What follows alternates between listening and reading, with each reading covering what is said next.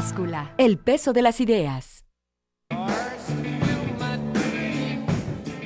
Hola, ¿qué tal? Muy buenas tardes a quienes nos escuchan por 1070 de AM. Muy buenas noches a quienes nos verán por C7 Noticias en el 25.1 y en el canal 7.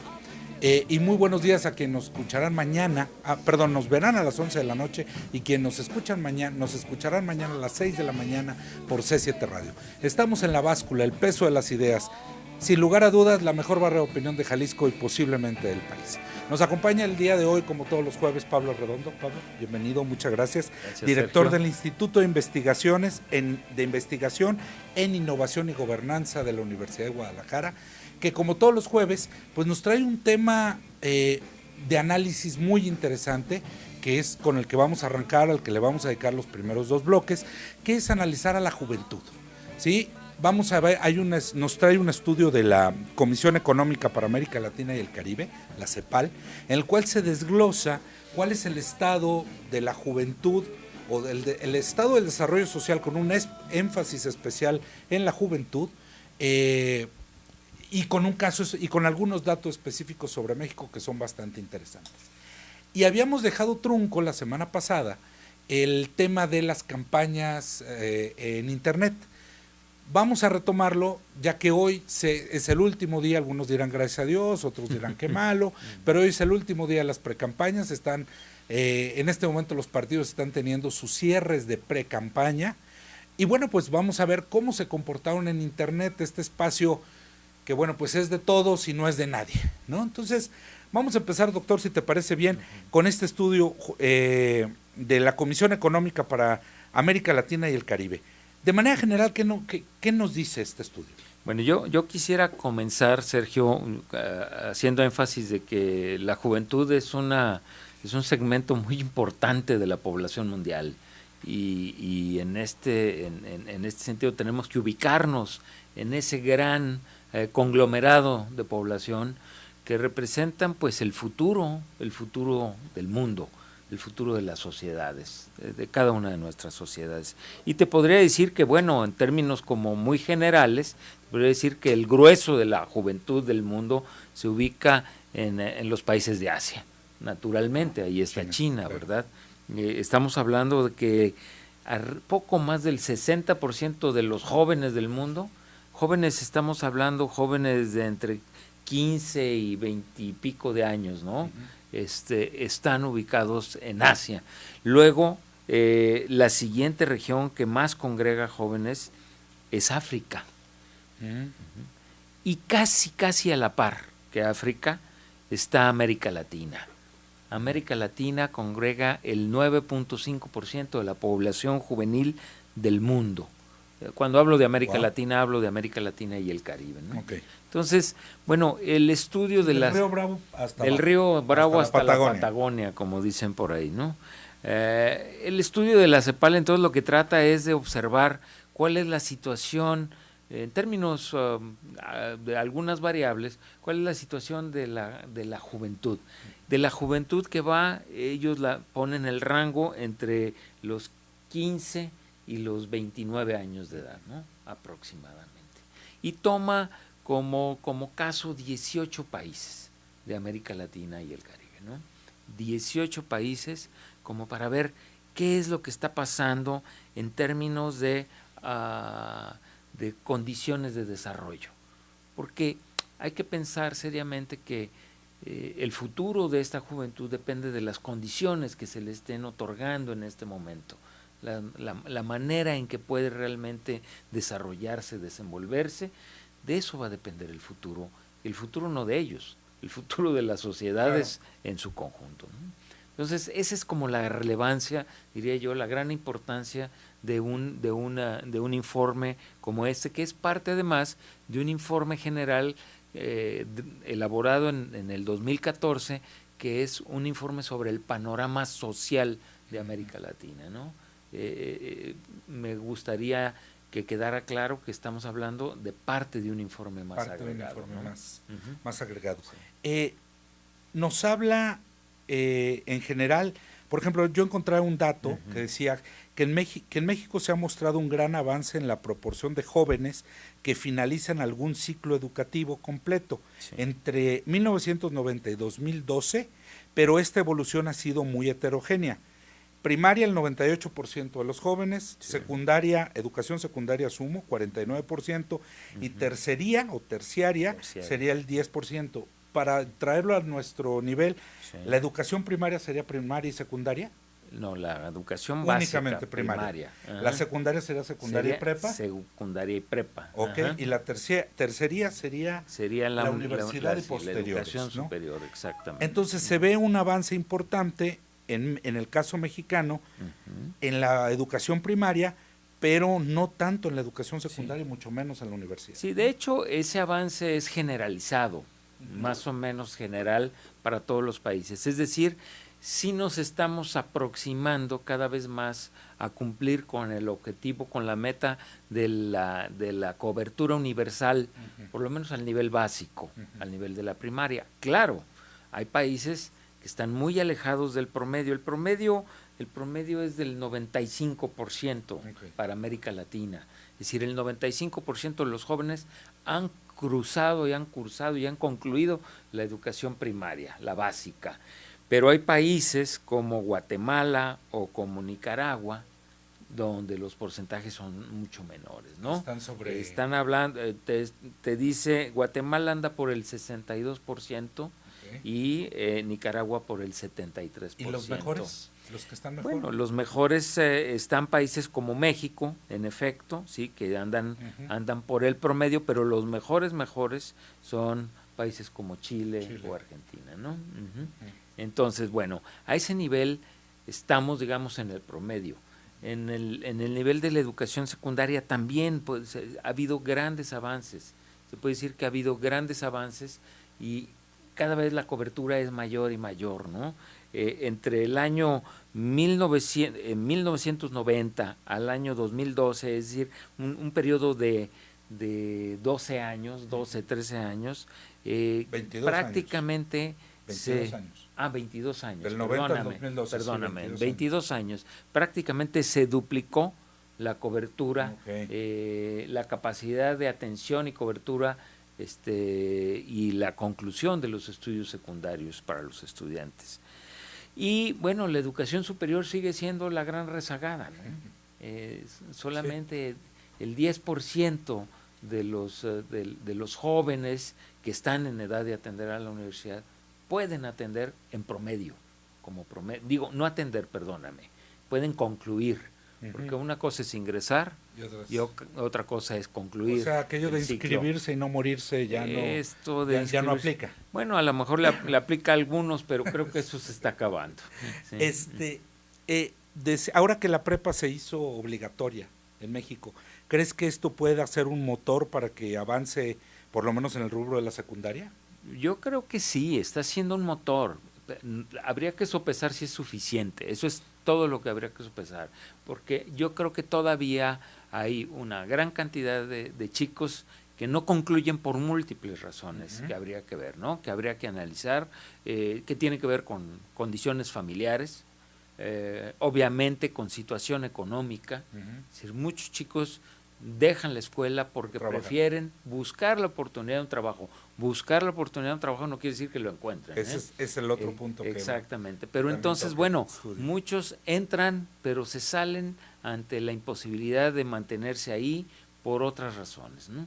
Y yo creo que eso es algo delicado, porque la inversión en infraestructura, la inversión en personal, como veíamos la semana pasada, es considerable para que de pronto un chico no concluya sus estudios. Eso es lo más delicado, digamos, de este diagnóstico, ¿no?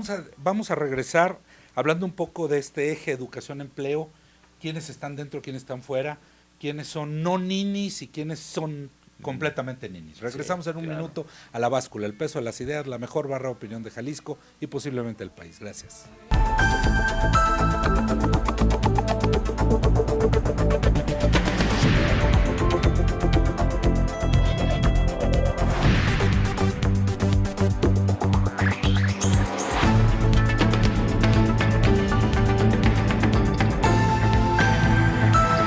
La Báscula, El peso de las ideas. Esta canción no va dedicada para nuestro amigo Jason, que se ha convertido en el ídolo de las redes en estos días. Pero bueno, regresamos a la báscula, el peso de las ideas, con este tema de la educación en América Latina. Doctor, Pablo, uno de los temas que encontramos es este asunto de los ninis. Parece que no es un tema solamente de México, es un tema que afecta a América Latina en su conjunto. Se estima que en 2012 en América Latina, de las personas de 15 a 29 años, el 22 no estudiaba ni tenía empleo remunerado, al menos el 70% de ese grupo eran mujeres. O sea, el 22 eran ninis y de ese 22% el 70% eran mujeres. Sí, creo que ya lo habíamos enfatizado en algún momento aquí, que, bueno, primero que la mujer sigue manteniendo una posición de rezago, de discriminación, de exclusión, como se le quiera llamar, frente a las oportunidades, digamos, escasas, de por sí escasas, que hay en nuestros mercados laborales y no se diga también en algunas áreas de los servicios educativos. Aquí lo interesante es pensar que uno de cada cinco jóvenes que tiene entre 15 y 29 años de edad en América Latina está fuera de la jugada, llamémosle así, ¿no? Está out. Aunque también dice la CEPAL, dice de pronto se les ha señalado demasiado, se les ha puesto como un sello muy fuerte. Y en efecto, bueno, habría que indagar con detalle las razones de esa exclusión. Pero el hecho es que muchos de estos jóvenes tendrían que estar por lo pronto en las escuelas, en el sistema educativo. Sí. Y pasando el tiempo, digamos, tendrían que estar incorporados a los mercados laborales. El mismo informe establece que no es lo mismo un chico digamos, previo a los 20 años de edad, que un chico que se acerca a los 29. Que la probabilidad de acceso a un mercado laboral es mayor cuando más edad se tiene que cuando menos edad se tiene. También el informe reconoce algo que es pues que uno lo puede observar, ¿no? A simple vista. A los jóvenes se les dan los trabajos menos formales, a los trabajos que tienen menos cobertura de cierta naturaleza, por ejemplo, seguro social, algunas prestaciones. Entonces, en ese sentido, están incorporados a mercados laborales más informales, claro, más endebles, o por lo menos no tan estructurados. No tan estructurados. Bueno, el caso es que de acuerdo con los datos agregados de América Latina, de acuerdo, dice el informe, 22% ni estudia ni trabaja. 40% solamente trabaja. Solamente trabaja. De estos jóvenes, digamos, latinoamericanos. 25% solamente estudia. Y 10% cumple con las dos funciones. Estudia y trabaja. Ahora sí que, bajo aquella pregunta, ¿tú estudias y trabajas? Sí. ¿O trabajas? Bueno, el que hace las dos cosas forma parte de esta minoría que es el 10%, ¿no? De 15 a 29 es alarmante que 4 de cada 10 solo trabajen, ya abandonaron la escuela. Así es. O la concluyeron, vamos a suponer. ¿Concluyeron la secundaria? Hasta la universidad. Puede ser, no, ya pudiste haber terminado la universidad, ¿no? Claro. Pero el hecho es que los ninis, por llamarlo así, tienden a concentrarse entre la población más joven. ¿Sí? Más joven. Entonces, bueno, no es lo mismo, insisto, un chico de 16, 17 años que uno de 28. Eso sigue siendo una ventaja comparado a los mercados europeos y otros lugares donde vemos ninis de 60 años. O sea, generaciones de 2 o 3 generaciones de ninis en la misma casa. Gente que nunca pudo la oportunidad de trabajar o de estudiar. ¿Dices tú en Europa? En Francia. Bueno, en Francia, o sea, es alarmante, 2 o 3 generaciones de ninis. Pero déjame decirte que los europeos tienen unos sistemas de protección social que por eso que no necesitan trabajar. No necesitan. Sí, ahora traen unos serios problemas ahí. Muy serios problemas porque pues ya lo estamos viendo en Grecia, ¿no? Sí. A final de cuentas se les está acabando la abundancia. Se Esa es la acabó verdad. y a ver qué le van a hacer. Otro tema, doctor, antes de que nos mate el tiempo, que me llamó la atención, la violencia. Sí.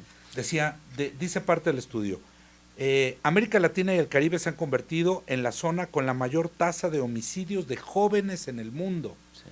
Luego dice, de acuerdo con la encuesta realizada a los jóvenes entre 16 y 29, sobre la percepción de violencia, en México el 33% consideró que hay violencia en las escuelas, 34% que hay violencia en la familia, 27% que hay violencia entre los vecinos y 26% entre las pandillas.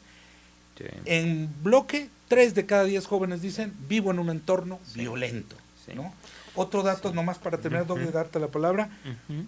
En 2003, casi el 90% de los jóvenes en México declararon vivir en un país cada vez más inseguro, mientras que se había reducido y esta cifra se redujo al 85% en 2011, y en 2012 en México la percepción del 33% de los jóvenes es que hay pandillas o maras en los barrios.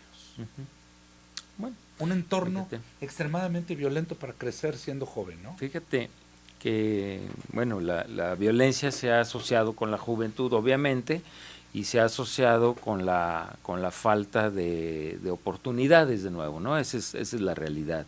Pero también aquí hay algunas mitologías y también hay algunas realidades mucho más complejas. Dice el informe, establece una frase que es muy interesante, dice: el aumento de la participación juvenil en pandillas u otras formas organizadas de violencia urbana es indudable, dice, pero es una consecuencia directa de la marginación, ofreciendo una alternativa de inclusión social. Claro. Es curioso, es la inclusión en la exclusión. Ujú. Es decir, tú te vuelves importante, tú te vuelves alguien activo y participativo en la medida en que formas parte de una pandilla. Te vuelves alguien. Te vuelves Empezando, alguien. Te vuelves alguien. Ya no importante, no, Claro. pero alguien. La construcción del yo, Así que es. en la etapa en la que se construye, es muy importante tener este grupo, y estos grupos se dan. Entonces, el fenómeno es mucho más complejo. Y en toda América Latina. Y en toda América Latina. Ahora, cabe hacer notar que en efecto, el entorno de la violencia en América Latina es muy alto. No nada más, no tiene que ver con la juventud, es el entorno de la violencia. El informe nos señala que, digamos que la tasa de mortalidad por cuestiones violentas es bastante mayor en promedio en América Latina que en el resto del mundo. De jóvenes. De jóvenes y de no jóvenes. Okay. ¿Sí? Es decir, estamos hablando de un contexto de violencia. Ahora, ¿qué es lo que te dicen los jóvenes? En efecto, percibimos la violencia. ¿Dónde la percibimos más? No la perciben en sus propias pandillas, no, tanto como la perciben en sus hogares, dentro del hogar la perciben muy alta. En las escuelas. En las escuelas perciben, el famoso bullying no es una broma. Es decir, estás hablando de una juventud, porque estos son datos de encuestas de opinión, claro, a donde van y les preguntan a los chavos, ¿y ustedes qué opinan? ¿Cómo la ven? ¿Dónde creen que hay violencia? Y los chavos te están diciendo, bueno, la violencia que yo veo, sobre todo la veo en la familia, ¿sí? Y la veo en las escuelas, sobre todo. Y en menor medida, 70%. En menor medida en el barrio, entre los vecinos y con las pandillas, ¿no? Y entre las pandillas. Entonces, en ese sentido, los chavos se dan cuenta que están en un entorno violento, pero no son necesariamente los más violentos.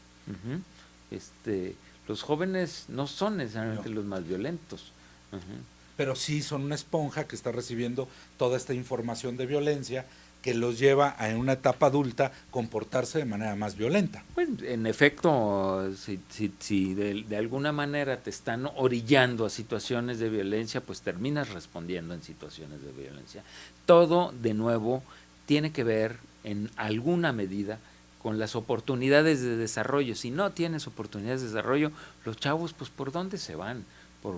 son como el agua, Claro. ¿no? Encuentran su cauce Tienen que de encontrar su alguna cauce. manera, de una u otra manera. Doctor, una conclusión general sobre el estudio. Mira, la conclusión es que, de nuevo, hay aspectos positivos, los niveles de educación, de conclusión de estudios de los chavos han crecido, se percibe que a medida que pasa el tiempo, los chicos tienen más oportunidades de inserción laboral, no son las más satisfactorias, pero también es cierto, se percibe que hay grandes riesgos por tratarse de un subcontinente, llamémoslo así, o una parte del continente donde la violencia impera rampantemente en todo. Sí, tenemos un continente lleno de feminicidios, Así de homicidios a reporteros y de homicidios a los jóvenes. O sea, hay un gran entorno de violencia del Río Bravo hasta la Patagonia. Entonces, es muy complicado que una sociedad se construya con esta percepción de miedo. por lo pronto, que los jóvenes tengan otra visión de la vida, ¿no?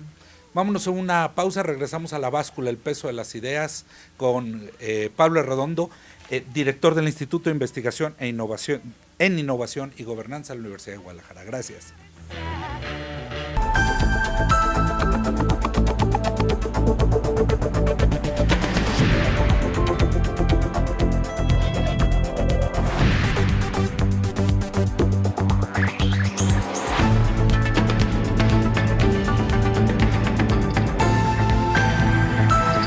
La Báscula, el peso de las ideas.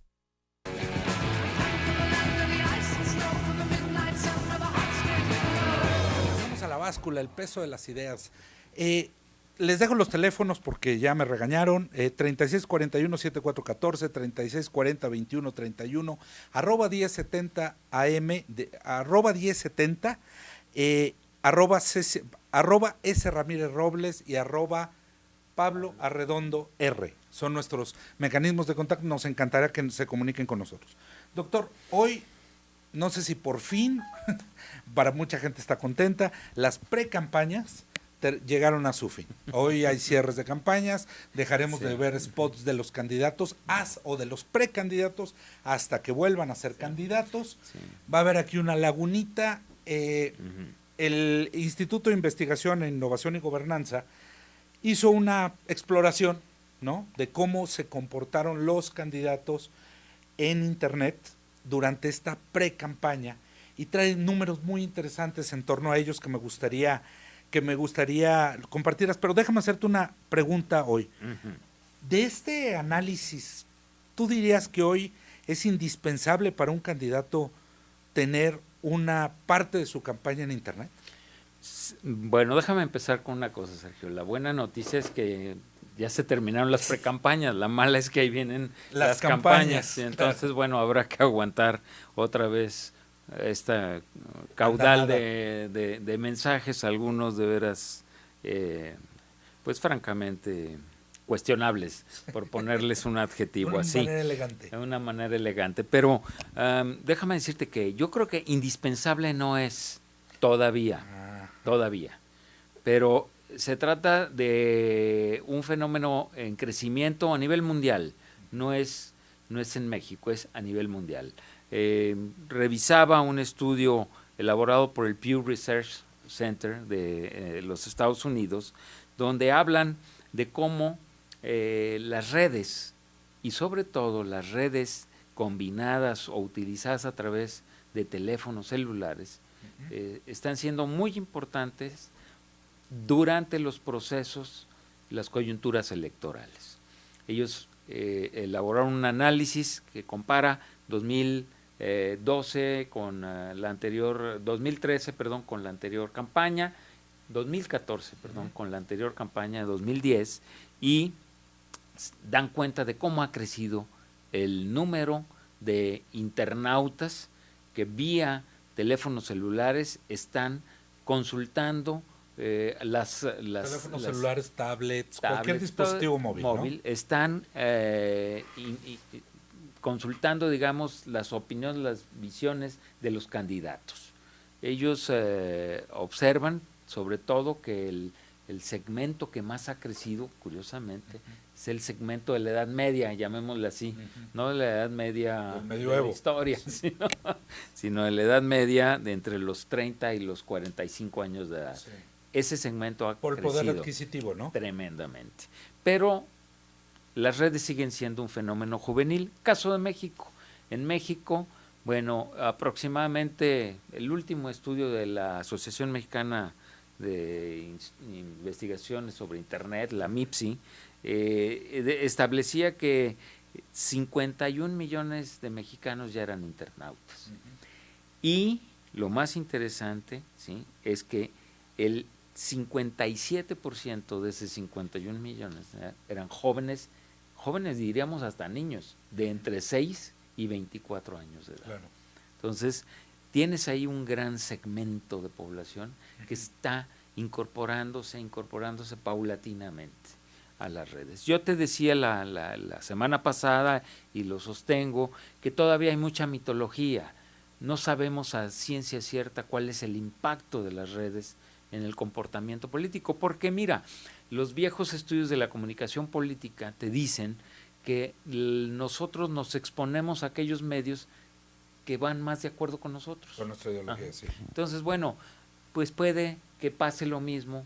¿A qué red te vas a enganchar? ¿A qué candidato vas a observar? Bueno, pues con el que ya desde el principio de alguna forma estás tengo de empatía, acuerdo, ¿no? Tienes empatía. Entonces, bueno, habría que ver cuál es el impacto, pero de que está creciendo, está creciendo. Cada vez más son los internautas, digamos, que se anclan a las redes. Sí, digamos, si bien no son indispensables todavía, ¿sí serán claves para ganar una elección cerrada? ¿Sí les darán esos puntos que pueden llegar a tener? Yo creo que todavía no. Creo que todavía no. En este momento yo creo que tiene que ver más con presencia, con una presencia que se note, digamos, al margen de los tiempos que ya se establecen oficialmente, ¿no?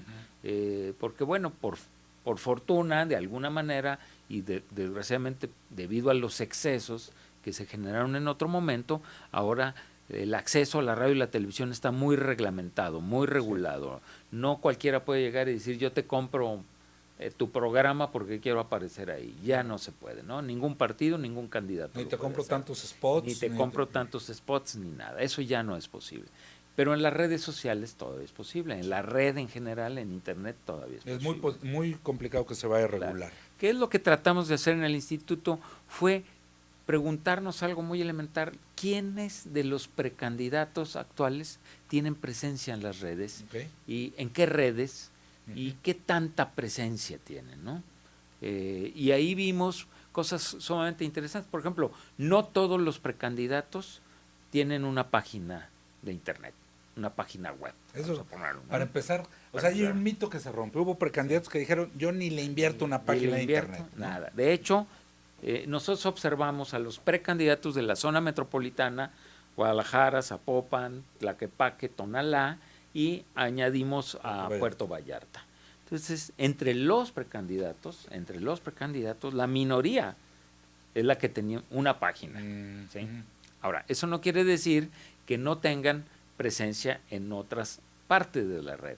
Por ejemplo, presencia casi, digo, no todos, pero una gran mayoría ahí sí, pretende estar o está en Facebook. De una página de Facebook. Hay que tener la página de Facebook. No me importa la de Internet, pero sí me importa la de Facebook. Claro. En Twitter también hay bastante presencia, quizá un poco menor o casi a la par de Facebook, y ahí está, ¿no? Entonces, ¿qué quisimos ver? Bueno, ¿están? ¿No están? ¿Desde cuándo están? Más o menos. ¿Qué tanta antigüedad tienen? ¿Están en YouTube o no están en YouTube? Por ejemplo, en YouTube son muy pocos los que están. Tienen un canal de YouTube. Su canal de YouTube propiamente. ¿Cuántos tweets tienen? ¿Cuántos seguidores confiesan tener? En fin. ¿Y cuáles son verdaderos de esos? ¿Y qué tan confiables son o no? Aunque eso es todavía una cuestión debatible y discutible. Claro. Pero porque sabemos que en las redes, ya lo habíamos dicho, pues todavía, hay muchos manejos chuecos. ¿Sí? Es decir, los trolls y los bots. Es decir, todos estos manejos truculentos que quieren hacer pensar que tú tienes una gran presencia en la red Claro. cuando no la tienes, ¿no? Claro. Entonces, bueno, lo que tratamos de hacer, y te puedo dar los datos, obviamente, de lo que nosotros encontramos, es, pues, por lo menos de algunos de los candidatos más importantes. Nos tenemos ¿no? que ir ya casi a corte. No sé, bueno, vámonos a corte, si les parece bien, para poder concentrarnos ya directamente en los candidato por candidato de los datos que tenemos. Claro que Regresamos en un minuto a La Báscula, el peso de las ideas, la mejor barra de opinión de Jalisco y posiblemente el país. Gracias.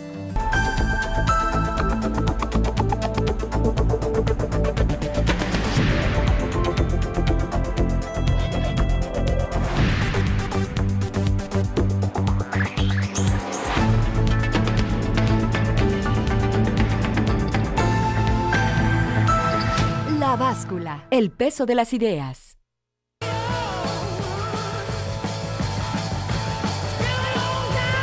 Regresamos a La Báscula, el peso de las ideas, y estábamos por entrar, doctor, a los datos, a los hallazgos que encontramos, a los aprendizajes de este análisis, que me decías fue realizado, que llevaron la parte del trabajo, Óscar Cruz y Nayeli Ramírez, Sí, ¿verdad? claro, hay Estudiantes. dos, ella recién egresada de la licenciatura en Estudios Políticos y Gobierno de la Universidad de Guadalajara, y él también en fase ya cercana a terminar sus estudios en la misma. Y el estudio va a continuar cuando inicien las campañas. Claro que sí, lo que quisimos fue hacer un primer acercamiento, Claro. llamémoslo así, ¿y están en la red o no? Uh-huh.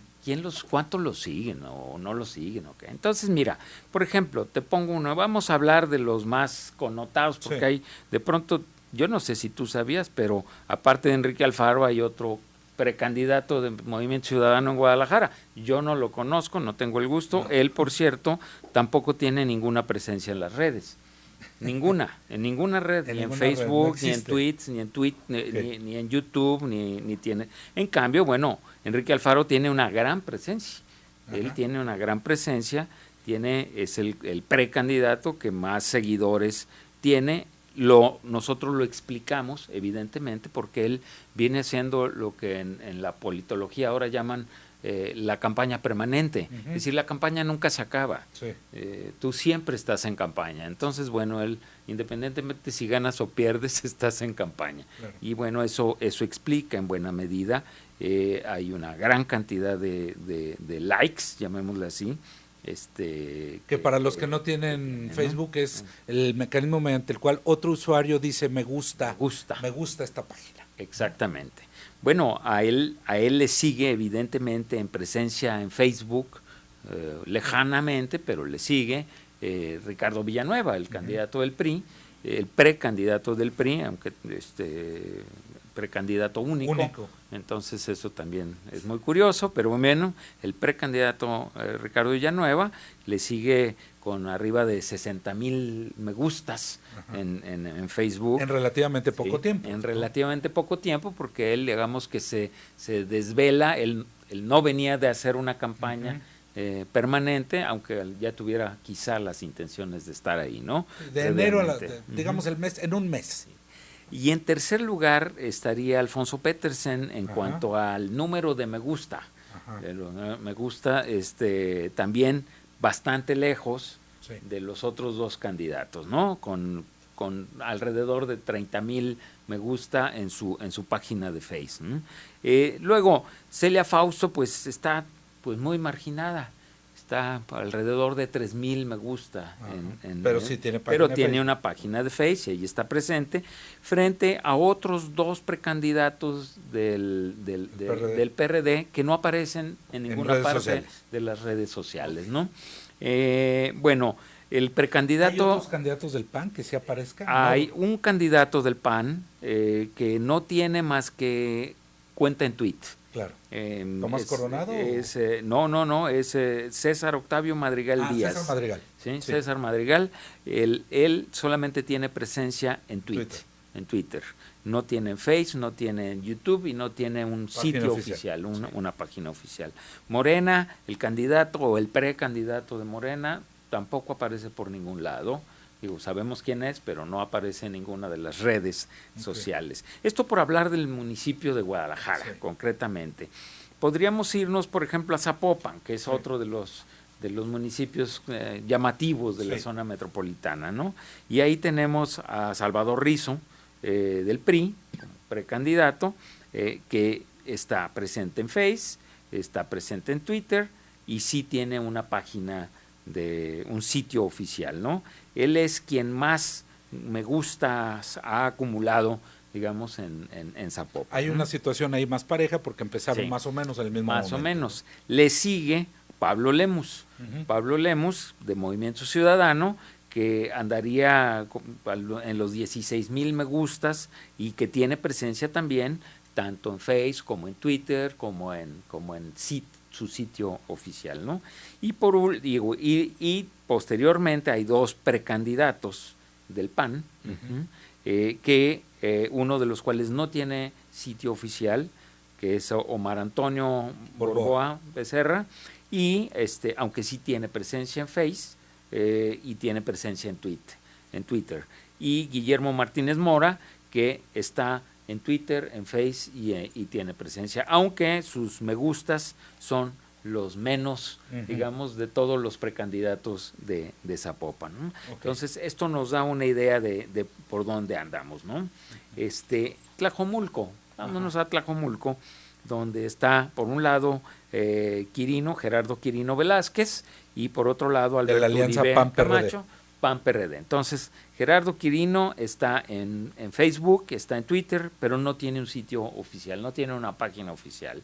Sin embargo, es por ligera mayoría acumula los me gustas en Facebook, frente a Alberto Uribe, que está un poquito, ligeramente abajo, pero él sí tiene presencia tanto en Face como en Twitter, como y tiene un sitio oficial. Además, bueno, habría que decir que es mucho más activo tuiteando, digámoslo así, Alberto Uribe, que Gerardo Quirino Velázquez, ¿no?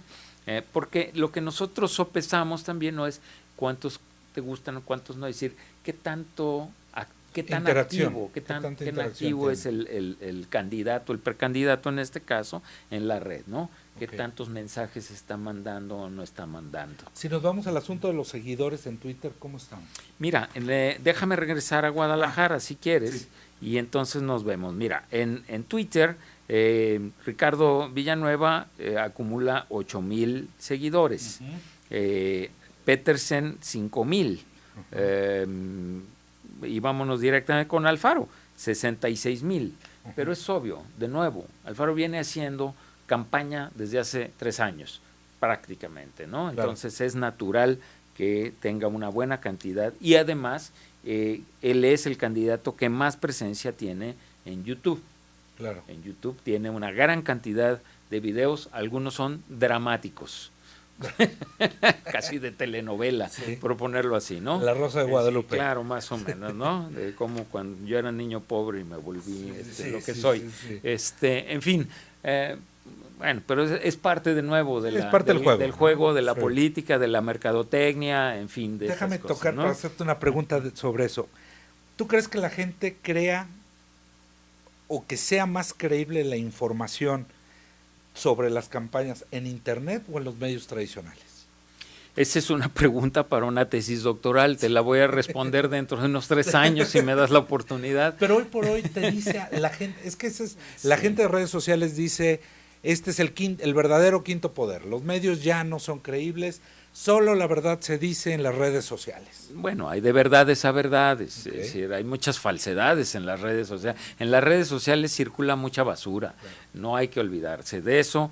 ¿Y cuáles son las voces autorizadas de las redes sociales? Hay que ver. Yo creo que esto es motivo de un análisis más en detalle y una discusión más fuerte. Pero regreso al punto de partida. Lo más probable es que tú consultes el Face o el tweet de las personas que a ti te interesan. Por lo tanto, pues es tan creíble como tú quieras. No vas a irte a ver al candidato opositor o al que no te agrada en lo absoluto, no lo vas a consultar, ni lo vas a leer. ¿No? Entonces, en ese sentido, se está cumpliendo una vieja ley de la comunicación política, ¿sí? Es decir, el sujeto se expone a aquellos mensajes que refuerzan su posición. Exactamente. su posición previa. Previa. Ujú. Sí, sí, sí. Entonces, bueno, a lo mejor estamos viendo eso en las redes, no estoy seguro, porque habría que irse con los usuarios de las redes Claro. y preguntarles a ellos. Sí, a diferencia y observar a ellos. a diferencia de Twitter, en Facebook sí hay la posibilidad de esta herramienta del me gusta o no me gusta. Esto no existe. Sí. Lo único equivalente sería el favorito.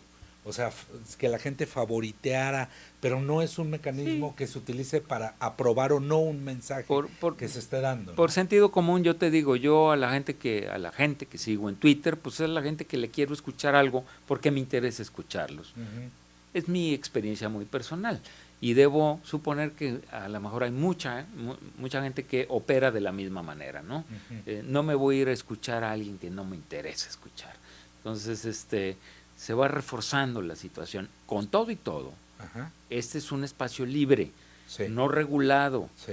con muchas posibilidades en los mensajes, en la manera de plantear la comunicación, que la televisión a veces no te permite, que la radio, que es una maravilla, yo sigo pensando, tampoco te lo permite ahora porque está regulada de otra forma. Claro. Entonces, estamos viendo un fenómeno nuevo del que tendremos que seguir platicando, porque esto es muy importante. Sí, por el comportamiento que tuvieron los precandidatos en sus precampañas, podemos decir que la campaña que nos espera a partir del 9 de abril, sin duda alguna, tendrá una cantidad bestial de spots de televisión regulados por el INE. Uh-huh. Bestial de spots de radio regulados por el INE. Una cantidad también muy importante de pendones espectaculares y cosas, Stickers, digamos, BTLs, uh-huh. ¿no? Lo que se llama sí. Publicidad mano en mano, pero también, por si te querías escapar y si fueras capaz de cerrar los ojos en el camino a tu casa, no quisieras prender el radio y no quisieras prender la televisión y solo te quisieras informar por internet, también ahí van a estar los candidatos sí, encima. Y van a estar muy presentes y van a estar cada vez más presentes porque consideran que es estratégico. Doctor, nos tenemos que ir. Muchísimas gracias. Gracias a ti, Sergio. Gracias, esto es La Báscula, la mejor barra de opinión de Jalisco y posiblemente del país. Gracias.